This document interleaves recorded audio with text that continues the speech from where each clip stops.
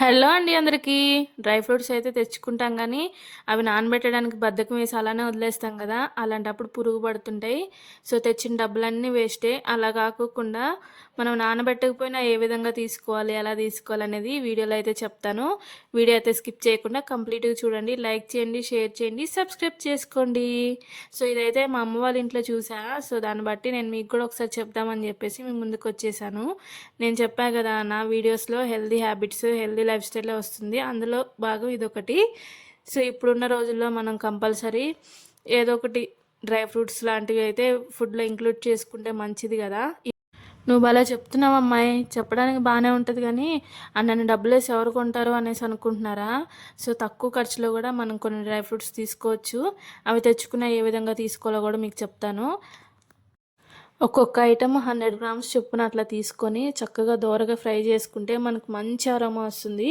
అప్పుడు gas stove ఆపేసుకొని చల్లబరుచుకొని దాన్ని ఇలా ఎయిర్ టైట్ కంటైనర్లో పెట్టేసుకొని సరదాగా మనకి ఏదైనా తినాలి అని అనిపించినప్పుడు ఒక 2 స్పూన్లు ఇవి వేసేసుకొని చక్కగా కూర్చొని తినేసేయచ్చు.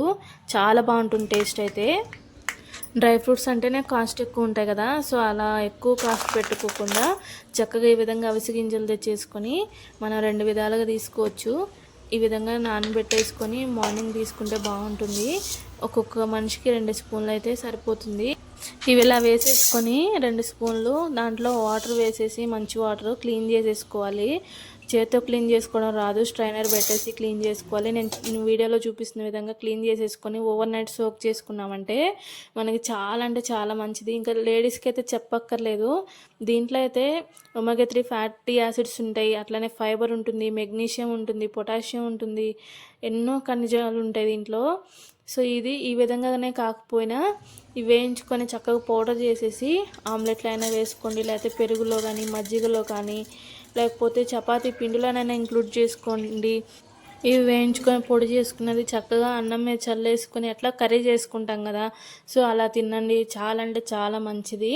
దీంతోపాటు చియా సీడ్స్ ఉంటాయి కదా, అవి కూడా ఈ విధంగా నైటే నానబెట్టేసుకొని చక్కగా మనం తీసుకుంటే చాలా అంటే చాలా మంచి బెనిఫిట్స్ ఉంటాయి. దాంట్లో కూడా ఒమేగా 3 ఫ్యాటీ యాసిడ్స్ ఉంటాయి అన్నమాట.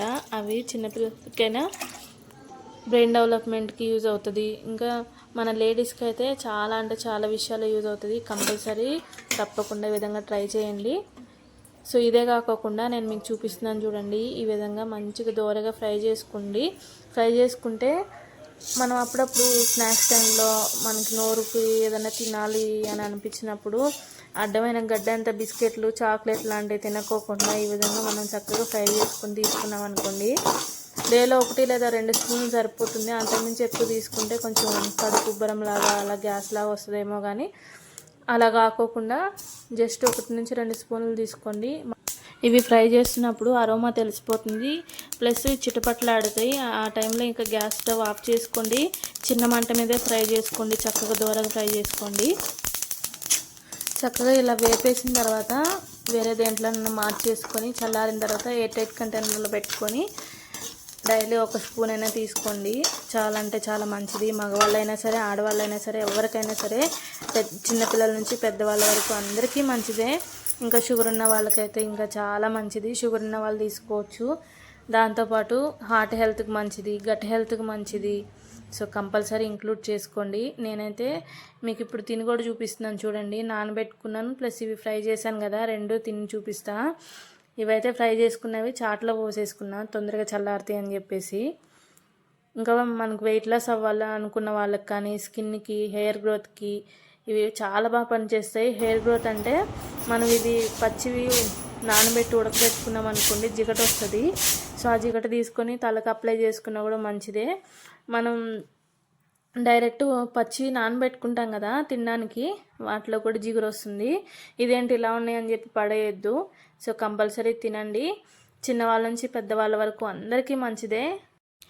కొంచెం డిఫరెంట్ టేస్ట్ అనిపిస్తుంది కానీ అసలు బాగోదు అనడానికి ఏం లేదు, చేదుగా ఉండదు. కంపల్సరీ ట్రై చేయండి.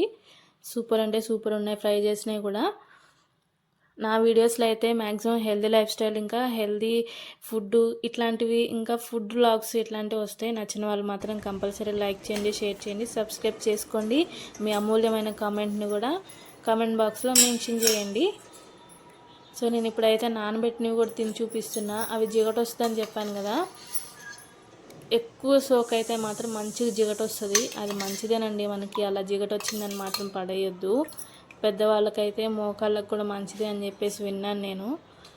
సో కంపల్సరీ ట్రై చేయండి. ఎలా ఉన్నాయో కూడా కమెంట్ చేయండి. పిల్లలకు కూడా ఇంక్లూడ్ చేయండి ఫుడ్లో. డైరెక్ట్గా తీసుకోలేని వాళ్ళకి టిప్స్ చెప్పాను, మీరు ఏ విధంగా అయినా తీసుకోవచ్చు. ఇప్పుడున్న రోజుల్లో మనం కొంచెమైనా సరే హెల్తీ లైఫ్ స్టైల్ అలవాటు చేసుకుంటే మంచిది. మన ఫ్యూచర్కి, మన ఆరోగ్యానికి చాలా మంచిది. సో ఈ ఇన్ఫర్మేషన్ మీకు నచ్చితే మీ ఫ్యామిలీ ఫ్రెండ్స్కి కూడా షేర్ చేయండి. సో హ్యాపీగా ఉండండి, హ్యాపీ లైఫ్ స్టైల్ అలవాటు చేసుకోండి. Bye bye. థ్యాంక్